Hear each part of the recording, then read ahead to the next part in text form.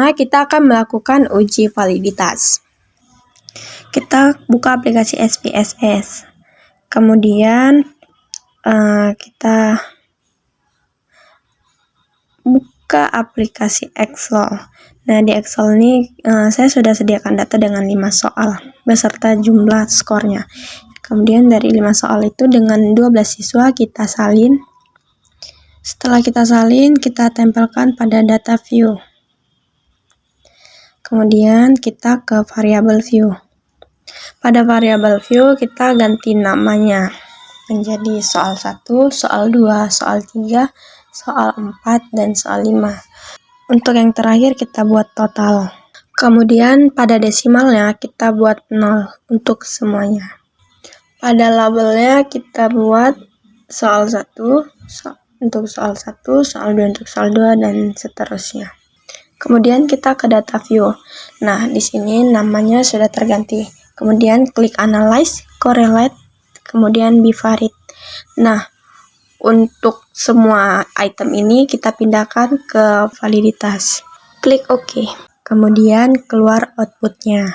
Pada outputnya sudah dijelaskan bahwa bintang 1 itu untuk correlation signifikan di 0,05, sedangkan yang bintang 2 itu correlation di signifikan 0,01. Untuk melihat valid atau tidaknya, kita dapat membandingkan nilai R hitung dengan nilai R tabel, dan dengan membandingkan nilai signifikan two-tailed dengan probabilitas 0,05. Nah, kemudian untuk R tabelnya itu, cara menentukannya itu yaitu DF sama dengan N kurang 2, di mana N adalah respondennya. Nah, di sini ada 5 responden dikurang 2, menjadi 3 responden. Jadi, untuk taruh signifikasi 5%, R tabelnya yaitu 0,997. Nah, di sini kita akan menguji soal nomor 1 itu dengan membandingkan nilai sig two-tailed dengan probabilitas 0,05. Nah, di sini nilai pada nomor 1 itu nilai sig two-tailednya itu 0,024, yang berarti dia kurang dari 0,05. Nah, maka soal nomor 1 ini bisa dikatakan valid. Begitu juga untuk soal selanjutnya. Kemudian lanjut ke uji reliabilitas. Kita klik analyze, kemudian scale, kemudian reliability analysis.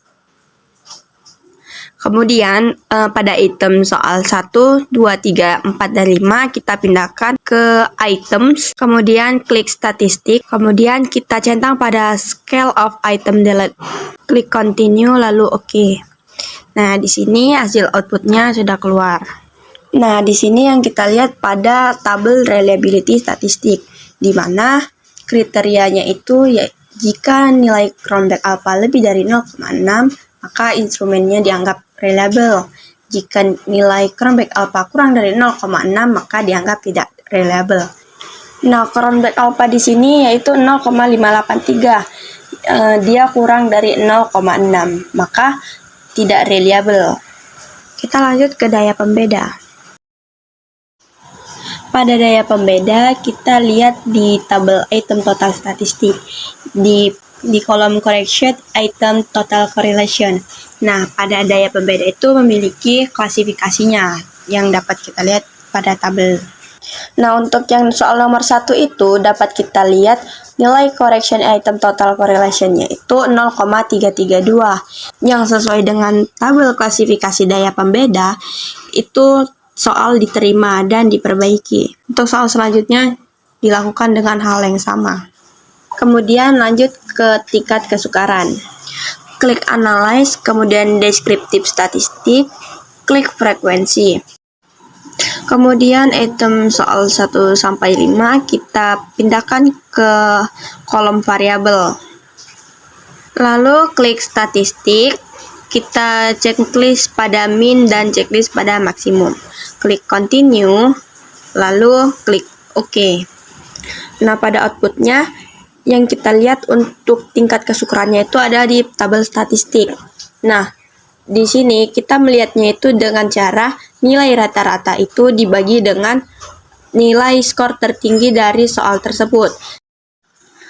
Indeks kesukaran dapat dilihat pada tabel klasifikasi tingkat kesukaran. Nah, pada soal nomor 1 dapat kita lihat rata-ratanya itu 3,67. Kemudian nilai tertinggi pada soal itu adalah 9. Nah, kita bagikan 3,67 dibagi 9, yaitu hasilnya 0,40. Maka tingkat kesukaran soal ini berada pada soal sedang. Untuk soal selanjutnya dapat kita lakukan dengan hal yang sama. Sekian tutorial pada video kali ini, sampai bertemu di tutorial video selanjutnya.